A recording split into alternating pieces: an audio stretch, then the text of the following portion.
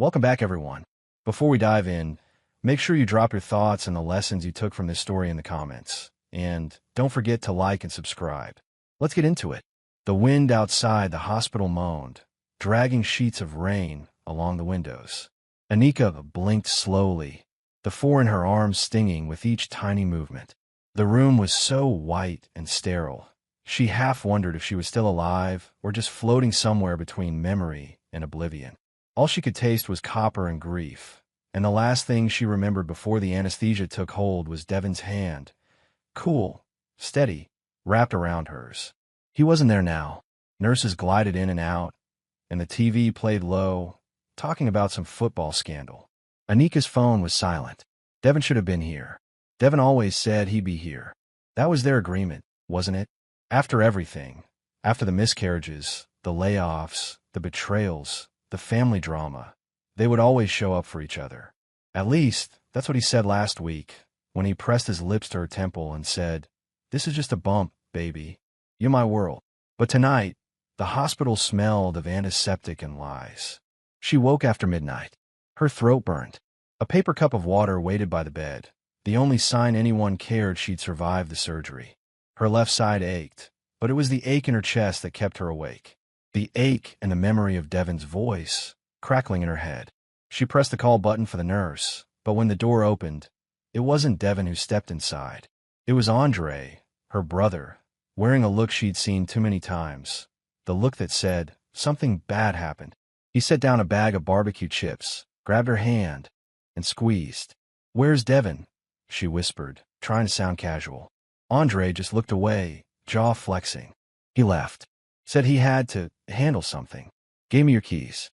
I brought your things from home." Anika stared at the ceiling, her mind spinning. Handle something? What the hell could be more important than this? "Look, you need a rest," Andre said. "We'll talk in the morning." But she didn't rest. She didn't sleep. She scrolled through her phone. No missed calls from Devon. No texts. The only ping was a group chat from her sorority sisters, and she didn't reply. In the silence, she heard her own pulse and wondered, what did I miss? 3 days in the hospital. 3 days of pain, blood, check-ins, and the polite, well-practiced faces of nurses who didn't know her. Andre brought her a milkshake on day 2 and a wig on day 3 to hide the hospital hair, sis. But Devon never came. Not a call, not a text, not a flower. When she was discharged, Andre wheeled her to the car. It was raining again, but not as hard. The air felt thick with secrets. Her home was cold, and Devon's cologne was gone from the air. In the bathroom, a pink toothbrush was missing. In the bedroom, the picture of them in Cabo was gone from the nightstand. His clothes, gone from the closet. His sneakers, gone from the rack. He had left her, but there was a note taped to the fridge. One line, scrawled in his quick, arrogant script. "You'll be okay. Please don't call." Her chest nodded. The walls seemed to tilt. She sank to the floor, clutching the note until it crumpled in her fist. The first week at home, she lived in a trance. Andre checked in daily. Her friend Kia brought soup and gossip, but Anika barely heard it. She went through motions, showered, ate a little, watched the news. She tried calling Devon once, but it rang to voicemail. His Instagram was suddenly private. His Facebook had a new profile photo, him alone on the beach in a suit, no caption. It was Kia who finally told her the truth. Kia always did. "Girl, you know he's in Atlanta now? With that lawyer chick from Buckhead? My cousin saw them at Lennox, shopping for rings." Anika's hand shook as she picked at her soup. They were holding hands, Nika, and he looked happy. Her chest hollowed. Her stomach twisted, but no tears came. The silence grew thicker. Anika stopped answering calls, stopped eating. Andre forced her outside one day, to the tiny patch of grass behind her townhouse, and put a mug of coffee in her hand. "You gonna let him break you?" he asked, staring into the dusk. She didn't answer. He shook his head. "You've always been the strongest one. Even Mama said it. He don't get to define you, sis." Anika just stared at her own reflection in the window, wondering what kind of woman gets left after surgery, wondering if maybe she was broken after all. 2 weeks passed. A letter arrived in the mail, a court document, filed in Fulton County, Georgia, Devon filing for divorce. No explanation, no apology, just the dry language of the law. The reason, irretrievable breakdown. She pressed the paper to her chest, breathing in the sterile ink, the sharp reality. He was really gone. For days, she felt weightless, untethered. She drifted from room to room, looking for things that weren't there: his laugh, his sneakers, his warmth. At night, she dreamed of him turning away from her in a crowd, blending into the sea of strangers, unreachable. Then, one morning, something inside her snapped. She packed a suitcase, booked a ticket to Atlanta. She wanted answers, and she was done being invisible. The city was hot and mean, the July air sticking to her skin. She checked into a hotel off Peachtree, not far from where she'd heard Devin was staying. She wore her favorite wig, sunglasses, and a red dress that screamed confidence she didn't feel.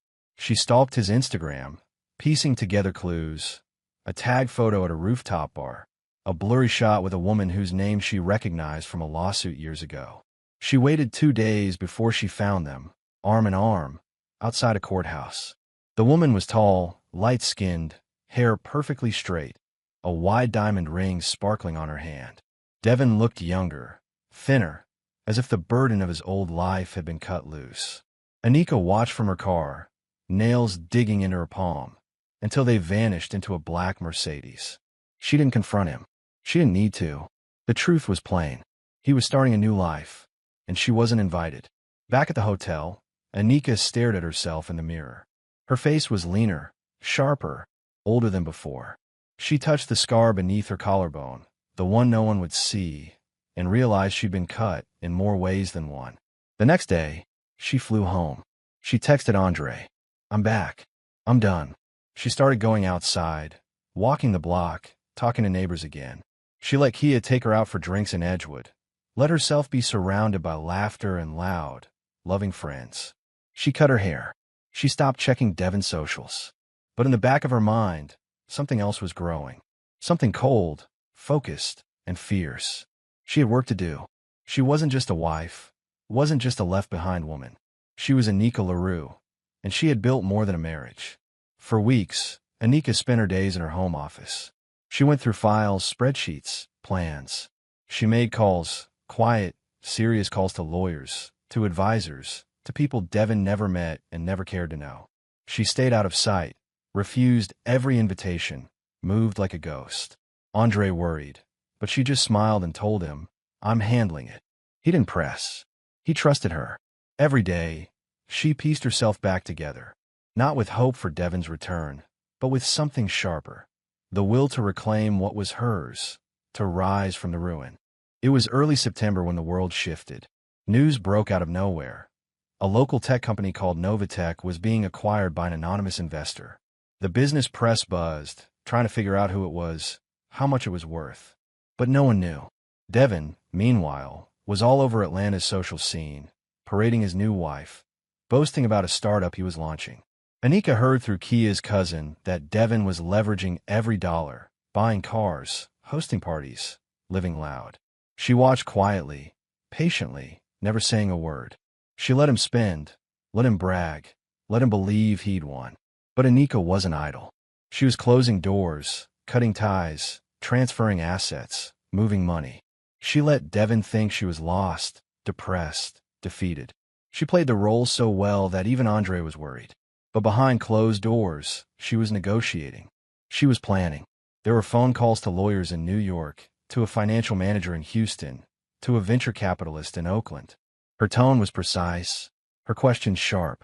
"What's the timeline? What's my exposure? Who needs to sign?" Every detail mattered. The nights were the hardest. Lying in bed, she would hear echoes of Devin's voice, see flashes of his smile, his hand on her back at parties, his warmth in the dark. But she forced herself to remember the hospital, the silence, the coldness in his last message. She'd built her own walls now.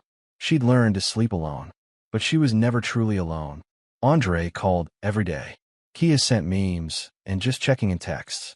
Her mother sent Bible verses, the only way she knew how to say, "I love you. Keep going." And deep down, Anika clung to the knowledge that she was moving toward something no one else could see. 6 weeks after that hospital night, a single headline changed everything. Mystery billionaire acquires controlling shares in Novatech. New CEO shakes corporate America. The news ran everywhere. CNN, Bloomberg, Black Enterprise. Reporters scrambled to find the identity of the new owner.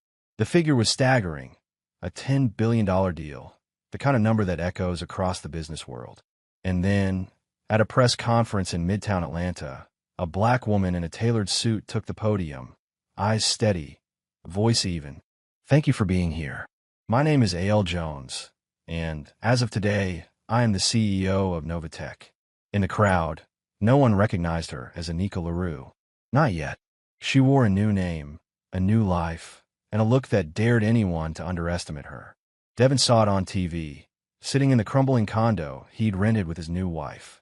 The startup he'd bet everything on was collapsing. The investors had pulled out, the market had soured, and the bills were piling up. He watched, numb, as the woman he thought he'd left behind walked across the screen like a ghost come to collect a debt. He called. The number was disconnected. He sent an email. It bounced back.